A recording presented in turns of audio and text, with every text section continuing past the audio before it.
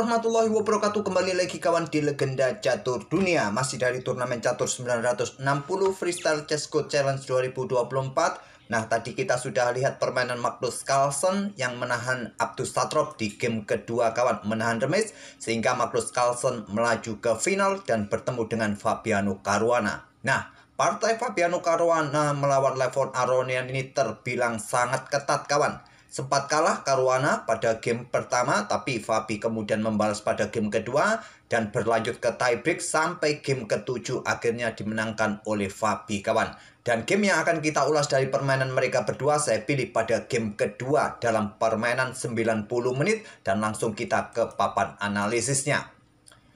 Posisi bidak seperti ini kawan, tidak sama pada game pertama. Kalau game pertama saat Levon pegang putih, posisi raja bersama menteri berada di pusat. Sedangkan pada game kedua, acakannya berubah kawan. Di mana raja ini diapit oleh benteng-benteng.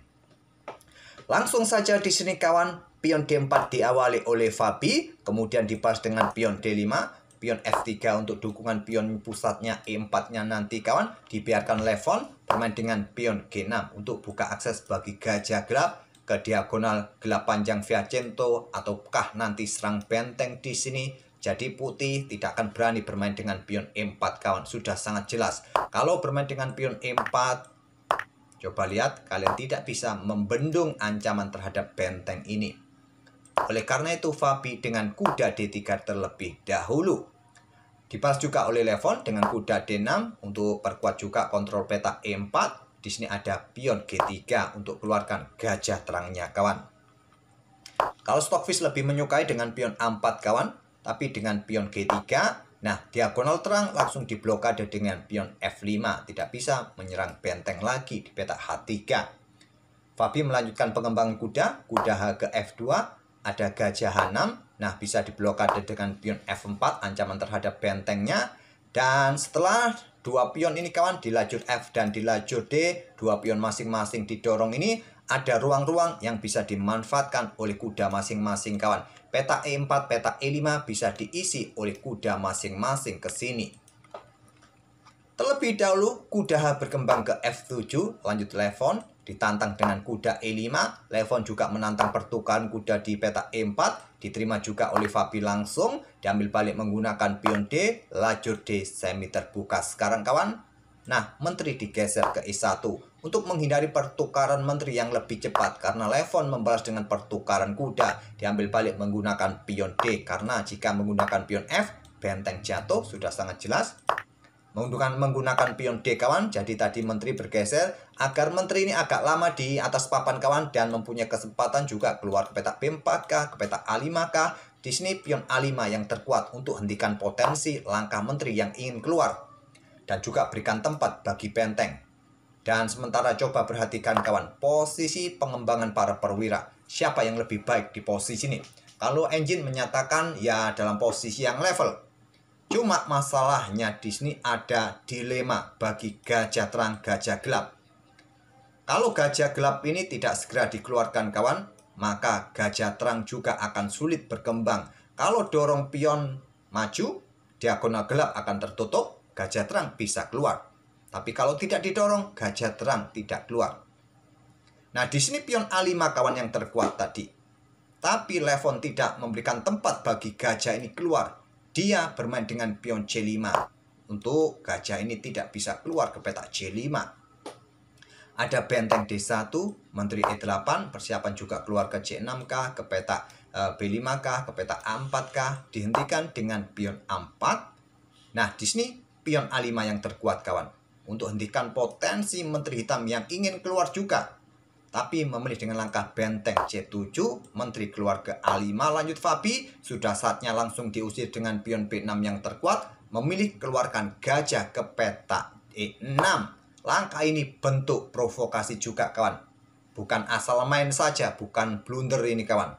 Ya termasuk blunder sih, cuma ada maksud main-man di sini, bentuk provokasi, membiarkan pion jatuh. Balasannya nanti jelas menteri akan keluar, menyerang raja juga kawan. Tetap diterima oleh Fabi, gajah ambil pion C5, menteri ke C6 serang gajah kawan. Tidak berani dengan garbuan, Karena nanti gantinya juga ada di sini kawan. Gantinya gajah di sini jatuh. Raja ke C8 pastinya tidak akan blokade dengan benteng karena benteng meluncur ini juga berbahaya. Oleh karena itu di sini menteri langsung keluar ke peta C6. Terlebih dahulu benteng meluncur skak, blokade dengan gajah.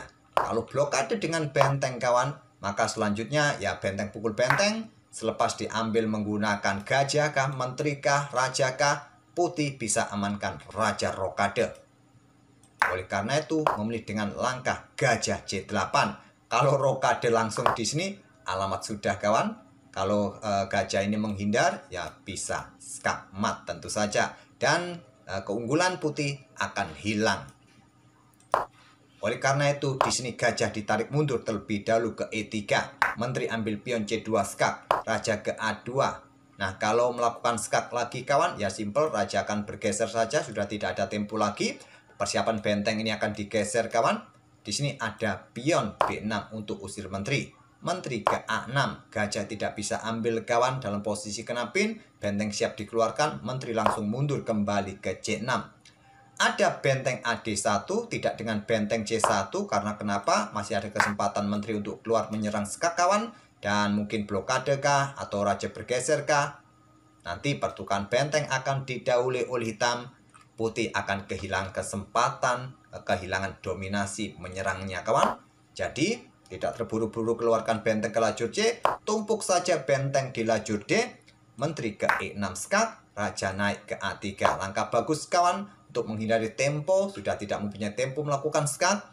Raja mundur ke peta A1 yang masih memungkinkan, memang sedikit lebih kuat kawan. Raja ini bergerak naik ke peta A3.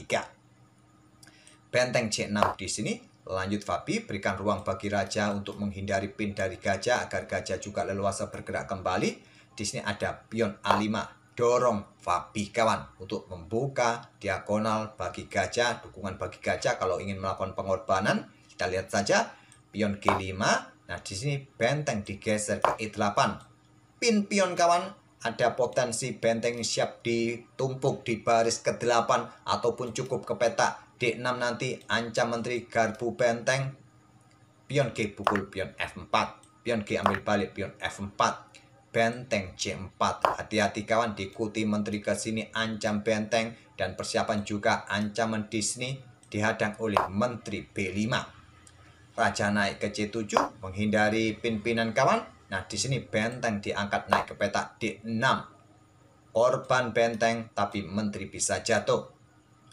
Diterima juga pion ambil benteng karena ancamannya sudah sangat jelas kawan. Di sini ada gajah bisa meluncur skak nanti dan seterusnya, cukup berbahaya.